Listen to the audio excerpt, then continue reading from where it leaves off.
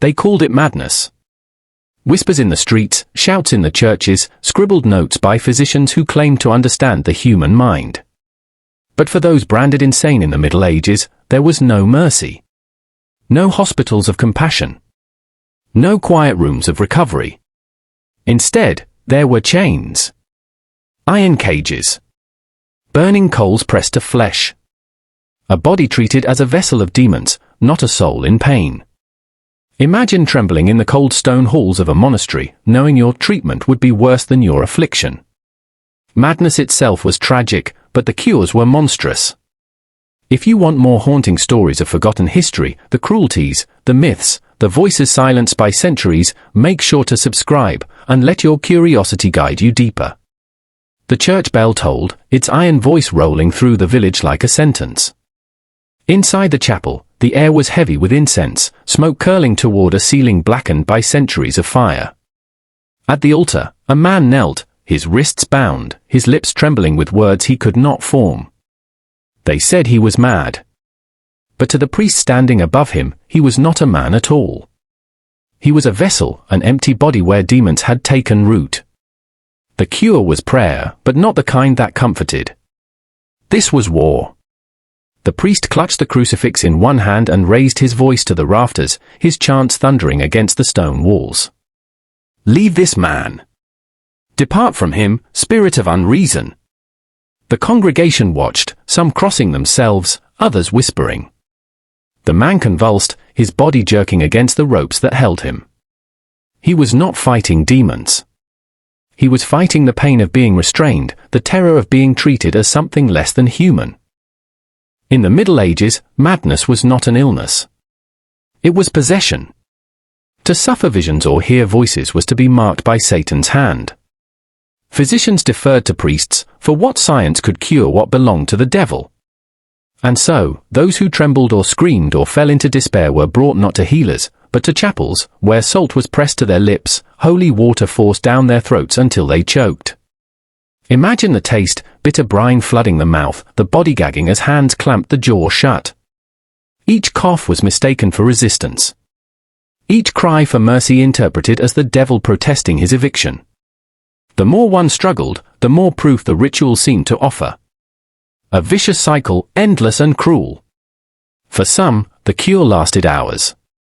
For others, it stretched into days, nights broken only by chanting, by the scrape of chairs against stone, by the sound of weeping.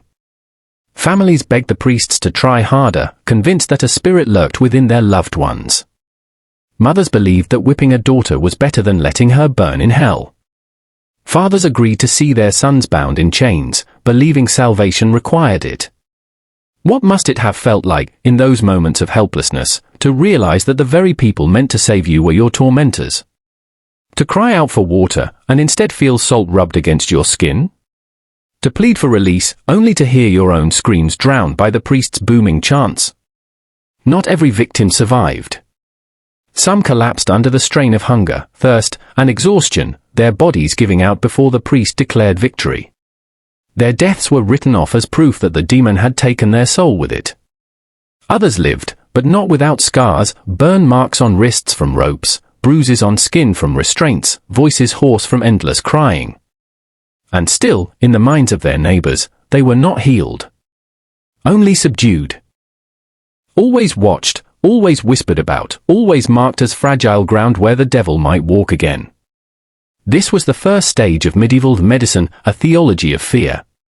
A cure that was no cure at all. A treatment that left the human body weaker, and the human spirit shattered. Yet it was accepted, repeated, sanctified. Because to admit otherwise would be to admit that madness had no answer, and the Middle Ages feared unanswered questions most of all. The chapel was not the only battlefield. In village homes, families carried out their own rituals, desperate to drive out what they believed lurked beneath the skin of their kin.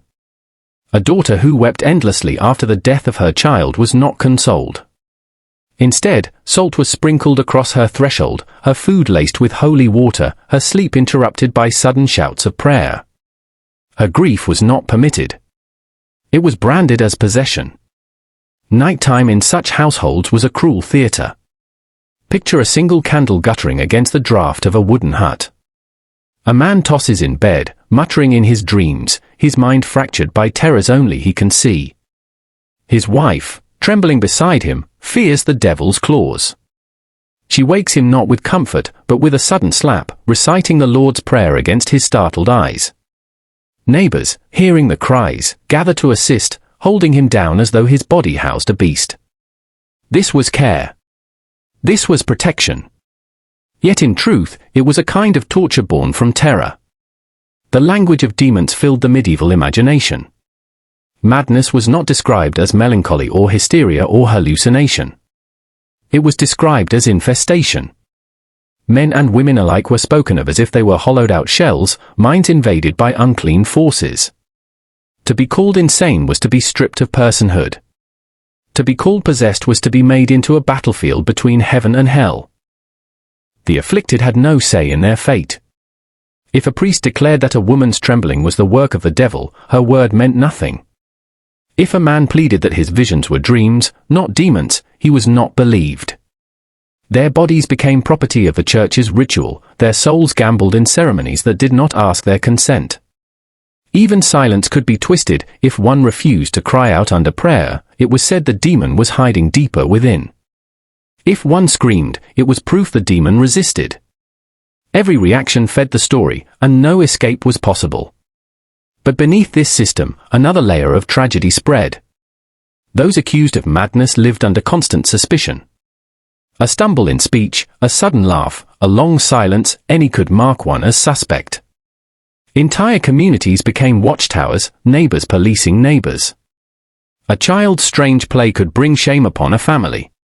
A widow's grief might make her an outcast. Madness was feared because it mirrored the fragility everyone secretly knew. To accuse another was, perhaps, to protect oneself. And yet, there were voices, rare and faint, that questioned the cruelty. In some corners of Europe, healers whispered that certain herbs might soothe a troubled mind. Monks in isolated monasteries wrote cautiously of melancholy, treating it not as a devil but as an imbalance of the body. These voices were small, often drowned by the roar of orthodoxy. But they existed, like faint lanterns flickering against the storm. Still, for the majority, the path was set. Madness meant suspicion. Suspicion meant possession. Possession meant ritual. And ritual meant suffering dressed as salvation. One can imagine the fear that lived inside those marked as mad.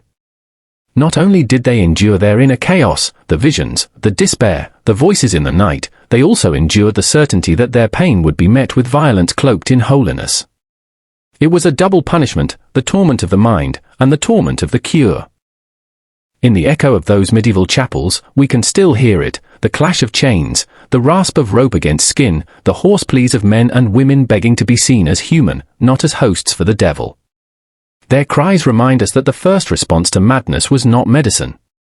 It was fear. And fear, in the hands of the powerful, always seeks to break what it cannot understand. The body was a vessel, they believed. If the mind rebelled, then the blood itself must be poisoned. Physicians of the Middle Ages, caught between ancient superstition and crude science, turned to their knives and leeches.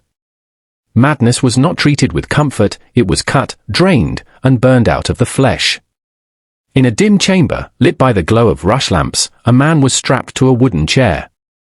His wrists trembled against the bindings as a physician prepared his instruments, brass bowls, sharp lancets, blood-letting knives honed to a glimmering edge. The theory was simple. If the humours of the body, the blood, the phlegm, the bile, were out of balance, then the mind would falter. And so, to correct the madness, one had to restore the balance. The quickest way? To spill blood. The physician pressed the blade against a vein and cut. Warm streams poured into the waiting bowl. The patient groaned, his skin paling with each drop. Around him, attendants held him steady, whispering prayers. His weakness was not seen as danger.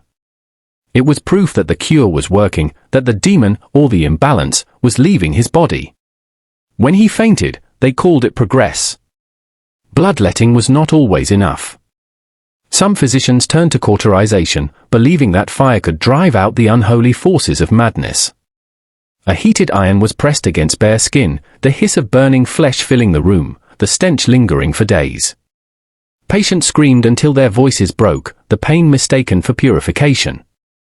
In some monasteries, it was said that fire cleansed both body and soul, leaving nothing behind but obedience. Chains, too, were a form of treatment. Those who could not be controlled were bound, their limbs shackled to stone walls or heavy beds. For days they would remain in darkness, their minds unraveling further, their bodies wasting. Some were placed in cages barely large enough to crouch, their spines contorted from confinement. These cages were meant to protect them and others, but they were prisons that broke the human form. The justifications were endless. A madman left to wander might hurt someone, they argued. A madwoman unchecked might spread corruption. And so, to bind them was considered mercy. But to the ones chained, mercy was indistinguishable from punishment. The metal gnawed into their skin, infection spread, and the soul shrank inside a body treated as a beast. And still, society accepted it. Families brought their loved ones to physicians willingly, believing the blade and the flame were their only hope. To refuse was to risk eternal damnation. To object was to be accused of heresy. Fear turned every hand into an accomplice. But what of the patients themselves? Imagine the silence after the knife, the dizzy collapse of strength, the feeling that one's very life was being drained out under the guise of healing. Imagine the terror of smelling your own flesh burn, while voices around you prayed for your salvation. Madness was not banished. It was deepened. Bodies grew weaker, minds more fragile, spirits hollowed out by agony. These were not cures. They were punishments wrapped in ritual.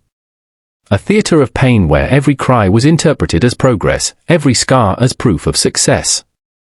The Middle Ages carved into the human body in their quest to master the human mind, and in doing so, they left behind not healing, but ruins. The leech was a silent accomplice in this theater of pain. Physicians praised it as a natural surgeon, a living tool designed to suck away illness. Patients marked as insane often found their bodies covered in writhing black creatures, each fastening its teeth into tender flesh. The sensation was unbearable, tiny punctures tugging, swelling, and dripping with slow streams of blood. The leeches grew fat while the patients grew pale. And when they were peeled away, the bleeding did not stop. Bandages soaked red until attendants replaced them again and again. The theory was elegant in its cruelty. If madness was a sickness of excess, then to remove the excess was to restore order. Too much blood, they claimed, clouded the mind. Too much bile, they said, twisted the spirit. To starve and bleed a man until he could barely stand was, to them, a step toward balance. But in reality, it was the unmaking of strength, the unraveling of body and will. Some patients were subjected to these treatments endlessly. If one round of bloodletting did not still their outbursts, another was ordered. If leeches failed to silence their cries, cauterization was prescribed. Heated irons, pressed again and again, left scars like brands across their skin. There are accounts of men who carried these marks to their graves, their bodies testaments to a medicine that mistook pain for healing. And still, restraint was the most common prescription. Chains, shackles, wooden stocks, all instruments of stillness. A woman who wailed in despair might be locked in a cell so narrow she could not lie down. A man who spoke to unseen voices could be forced into irons that bent his posture until his back twisted permanently. These punishments were not fleeting. Some remained bound for years, their muscles wasting away, their voices forgotten. Perhaps the most haunting was the cage. Some were iron, others wooden, but all were designed to contain. Patients were placed inside for days or weeks, crouched in unnatural positions. Their own waste gathered beneath them. Their skin broke into sores from rubbing against the bars.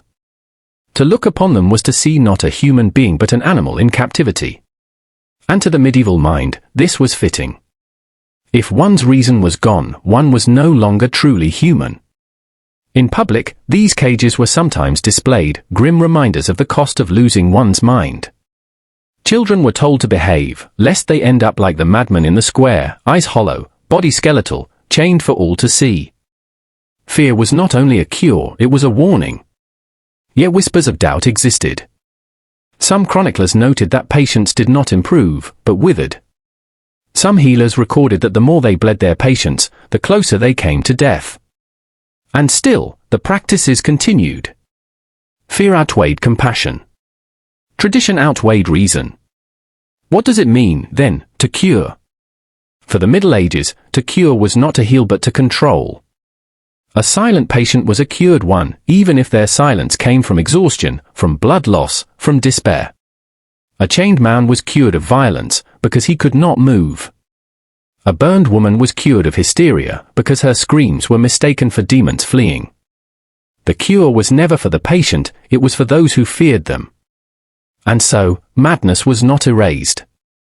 It was reshaped into suffering, multiplied by fire and steel. The chains clattered not as symbols of healing, but as echoes of a society terrified of what it could not explain. There was another face to madness in the Middle Ages, one less brutal at first glance, but no less cruel. If chains and fire were the punishments of medicine, then ridicule was the punishment of society. Those branded insane were often transformed into spectacles, their suffering turned into laughter. Madness was not only feared. It was mocked. Picture a marketplace, crowded with the noise of merchants, animals, and children. At the edge of the square, a man dances erratically, bells tied to his ankles, a cap with jingling points upon his head. The crowd laughs, tossing coins at his feet. They call him a fool, an idiot, a madman blessed for their amusement. Few wonder what torment drives his strange movements. Few see his hollow eyes. What they see instead is a diversion, a creature useful for their entertainment. This was the cruel paradox of the medieval fool. In noble courts, some were dressed in costumes of bright colors, given a stick shaped like a mock scepter, paraded before kings and queens. Their jests and antics were expected, their pain ignored. To stumble, to shout nonsense, to mutter to unseen phantoms, these were not recognized as signs of illness, but as performances. They were stripped of dignity and recast as jesters, their humanity erased beneath the painted mask of comedy. The village idiot, too, was a familiar figure. Every community had one, someone whose mind or manner set them apart, someone who could not conform to the rhythm of labor or prayer. Rather than tend to them with care, society made them into warnings and jokes. Children were told not to misbehave, lest they become like the idiot by the well. Men mocked their fumbling, women turned away in pity or fear. Isolation was their fate, disguised as tolerance. But behind this mask of laughter lay a deeper cruelty. Ridicule was not healing, it was control. By laughing at the insane, society kept its distance, protecting itself from the terror that madness could spread. To mock the afflicted was to reduce them to something other, something less than human. In laughter, the sane reassured themselves that they were safe, untouched, normal. Yet one wonders, what must it have felt like for the afflicted themselves? To be dressed in bells and motley, to be commanded to perform one's own madness for the amusement of others? To feel hunger gnaw at the belly, but be fed scraps only when one danced or spoke in riddles? Was there a moment of clarity when they looked at the laughing crowd and realized they had been transformed into an object? In some cases, fools were tolerated more kindly than the chained or burned. A court jester might be protected by his position, shielded from harsher punishments. A village idiot might be left to wander freely, living on the margins but surviving. Yet this, too, was a form of imprisonment, the prison of ridicule, of being forever marked as comic relief rather than human soul. The mask of the fool was not one the mad chose. It was placed upon them, painted by the brush of fear, fastened by the laughter of the crowd. And like all masks, it concealed more than it revealed. Beneath it lay suffering unseen, voices unheard, tragedies unspoken. And so, while some were chained in darkness, others were caged in ridicule. Both endured a world that sought not to understand them, but to use them, whether as warnings, as entertainment, or as monsters of fear. Madness was never free. It was always bound, whether by iron, by fire, or by the cruel sound of laughter. The court jester stands as one of history's most misunderstood figures. In illuminated manuscripts, he appears in motley, brightly patterned clothes, cap and bells, scepter carved into the shape of a fool's head. To modern eyes, he is comic relief. But for many in the Middle Ages, he was a man on display, his eccentricities harnessed, his suffering hidden beneath the mask of performance. Some were chosen precisely because of their strangeness. A wandering beggar, incoherent in speech, might be taken in by a noble household and dressed in costume, transformed into a licensed fool. In the eyes of the court, this gave his madness a purpose. He entertained lords and ladies, provided distraction during feasts, and, on rare occasions, was allowed to speak truths others dared not. But the cost was steep. His identity was stripped away, his dignity sacrificed for amusement. His pain became property of the powerful. There were moments when the jester's mask became a cage more secure than iron. He could laugh, sing, and mock, but he could not cease to perform. To show sorrow was dangerous. To speak of suffering was unwelcome. He was forced into the role of eternal clown, no matter what turmoil churned inside his mind. How many jesters, one wonders, cried in silence after their performances? How many collapsed in solitude, their bodies trembling from exhaustion, their hearts starved of compassion? In the village square, the fool was both tolerated and despised. He was given scraps of bread, but mocked as he ate. Children tied sticks to his back, imitating his gait. Women avoided his gaze, whispering about curses. Men laughed at his babbling, using it as proof that God had blessed them with sound minds. The fool became a mirror in which the community measured its sanity. At least we are not like him, they told themselves. That reassurance, more than his survival, was his true purpose. Yet there were rare stories of compassion. Some fools were sheltered by kind souls, given food without ridicule, treated as harmless wanderers rather than spectacles. A village might allow one to linger at the church door, collecting alms. But even in kindness, the line was clear. He was never one of them. He remained that other, forever marked by the mask of madness. The cruelty of ridicule is often underestimated. Chains leave scars on the skin, fire leaves marks upon the flesh. But laughter leaves scars upon the soul. To be mocked for what one cannot control is to be exiled from humanity itself. And in the Middle Ages, this exile was permanent. A fool did not shed his mask. He wore it until death, his memory preserved only as an object of amusement. It is telling that some of the earliest plays and performances used madmen as stock characters, mocking their gestures, their speech, their wildness. Theatre inherited the cruelty of the crowd, weaving it into stories that delighted audiences but reinforced the same truth: madness was not to be understood. It was to be ridiculed, contained within the safe walls of jest. And so, the fool's mask was not merely fabric and bells. It was a symbol of society's refusal to face the true suffering of the mad. To laugh was easier than to look closely. To jeer was safer than to listen. Behind every painted smile, behind every jingling cap, was a tragedy smothered beneath the sound of applause. The chains, the fire, the fool's mask, these were not the end of medieval cruelty. They were only preludes to a greater stage, where madness itself became theatre. In the rising cities of Europe, where institutions began to form, the mad were gathered not for healing, but for containment. And soon, for entertainment. Bethlehem Royal Hospital in London, better known by its grim nickname, Bedlam, became the most infamous. Established first as a modest priory, it eventually turned into one of the earliest asylums in Europe. Yet its walls were not places of care. They were cages stacked together, corridors echoing with screams. And to the public, this horror was irresistible. By the 15th and 16th centuries, crowds paid coins to stroll its halls, to peer into cells where men and women raved, cried, or sat broken in silence.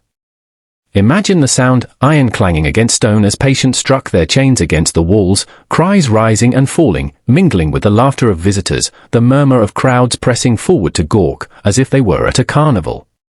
For the sane, it was entertainment, a chance to see what madness looked like up close, to assure themselves of their own safety by staring into the abyss of another's despair. The patients were displayed like animals. Some were forced into public rooms where their movements could be watched. Others were confined in cells, small slits in the doors allowing curious eyes to peer inside. Mothers brought their children to look.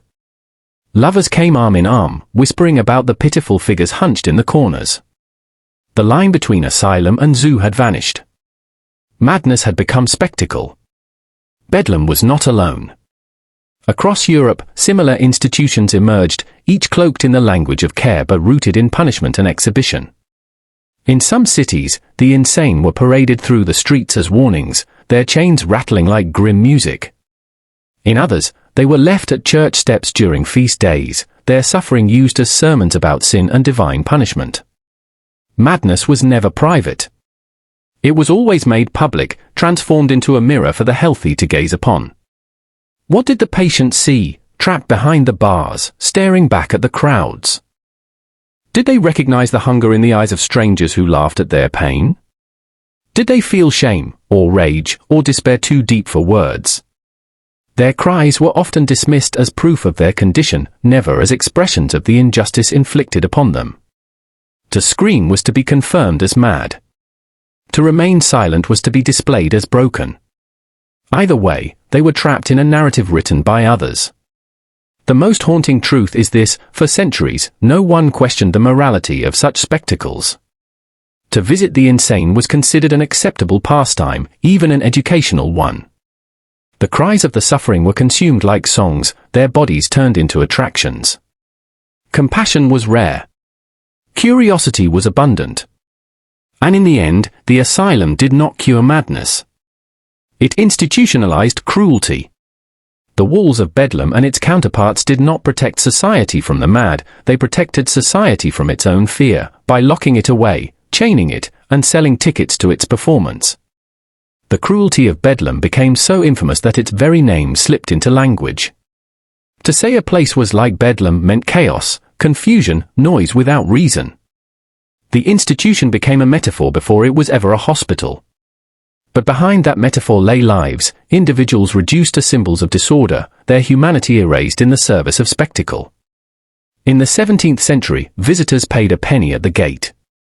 For the price of a small loaf of bread, they could walk among the cells, point at the inmates, and laugh. On holidays, the crowds grew dense, as if the hospital were a fairground. The administrators welcomed this attention, for each coin collected funded the institution's survival.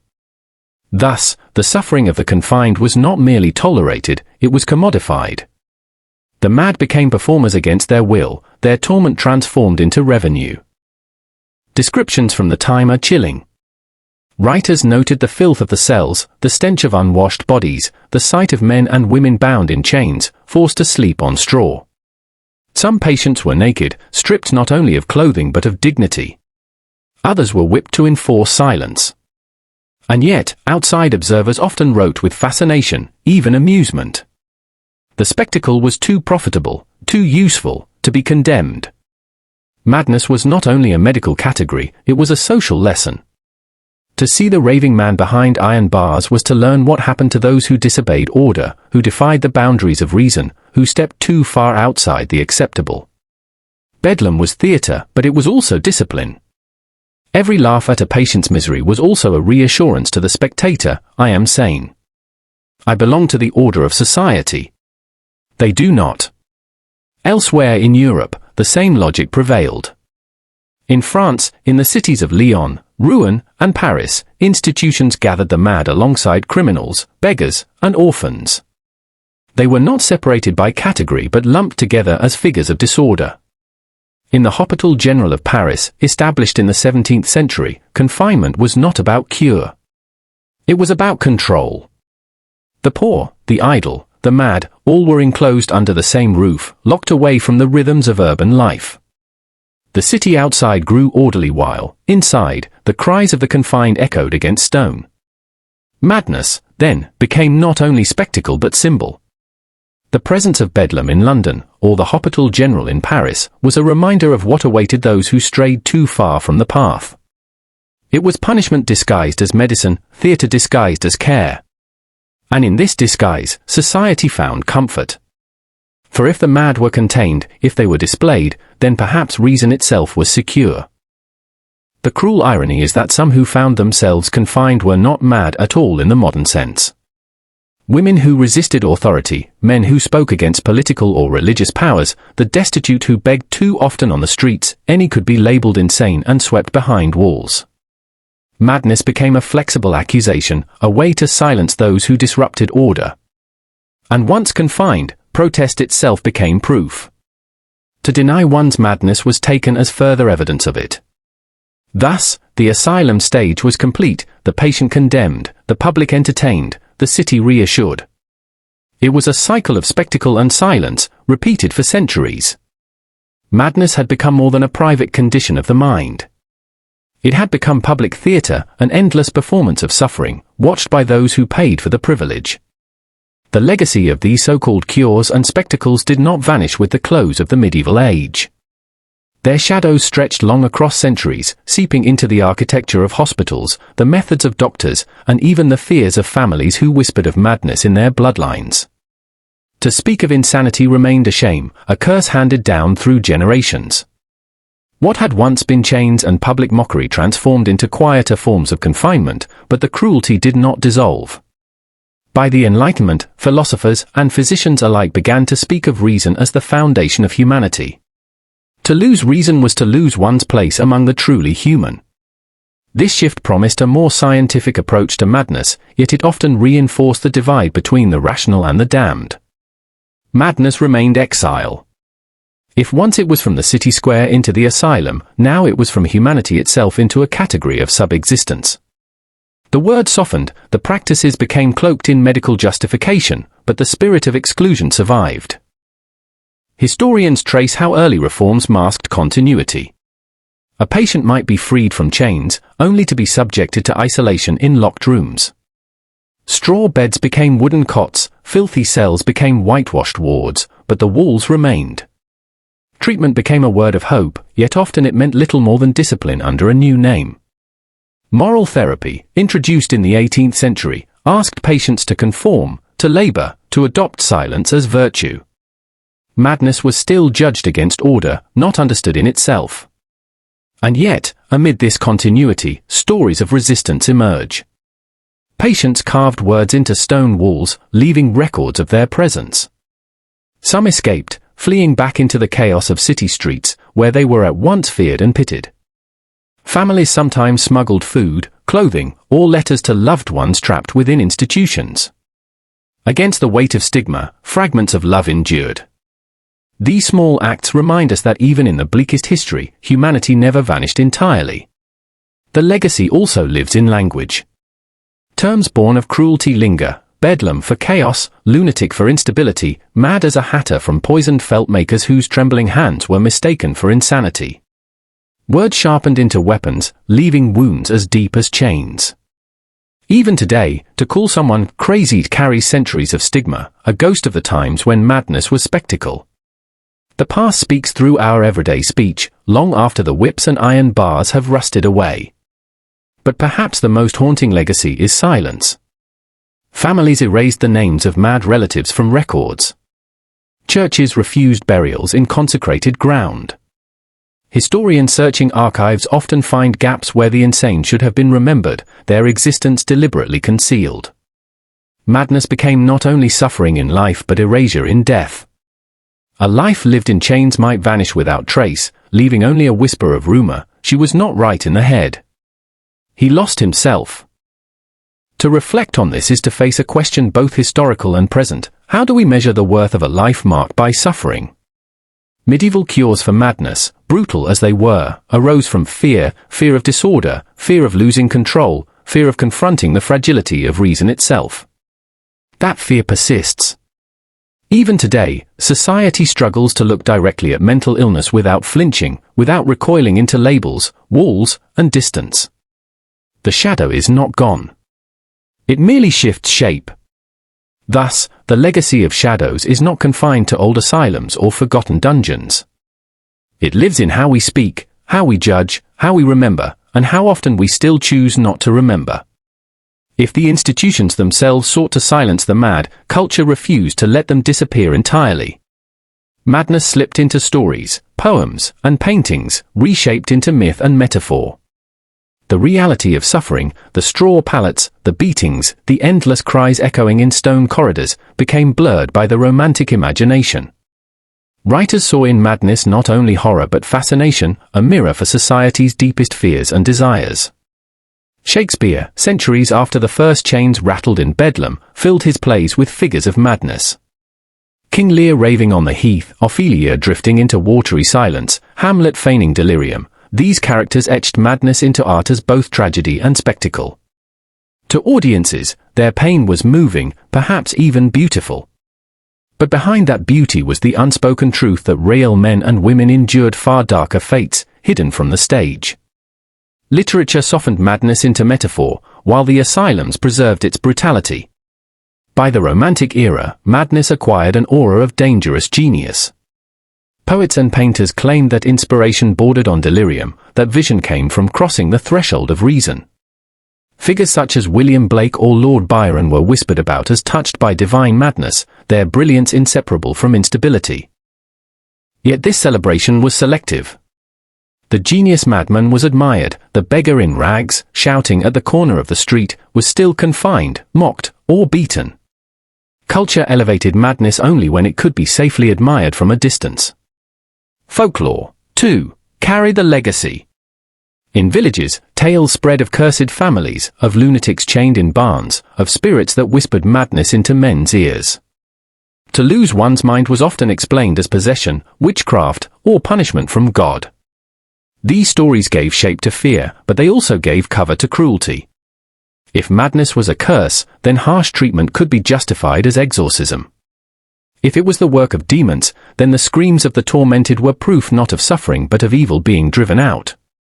Art preserved memory in yet another form. The grotesque image of the madman became a favorite subject for painters. Etchings from the 17th and 18th centuries show ragged figures with wild hair and staring eyes, chained to walls or driven in carts through jeering crowds. These images fixed madness as otherness, a spectacle of terror and pity combined.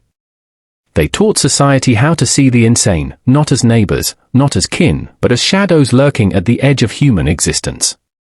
The irony is that these cultural depictions both preserved and distorted truth. Without them, the memory of confinement might have vanished entirely. But with them, the reality was transformed into something more palatable, more dramatic, less human. The mad became symbols of sin, of genius, of divine punishment, of tragic beauty. Their individuality was erased, their names forgotten, their real voices drowned out by the voices of artists and storytellers. This dual legacy, erasure in reality, presence in imagination, still shapes how we understand madness today.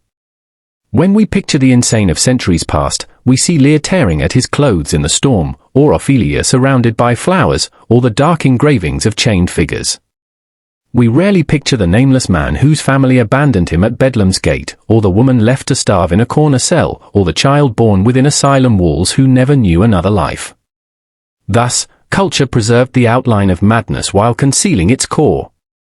The shadow stretched into art, into language, into myth, long after the chains themselves had rusted away.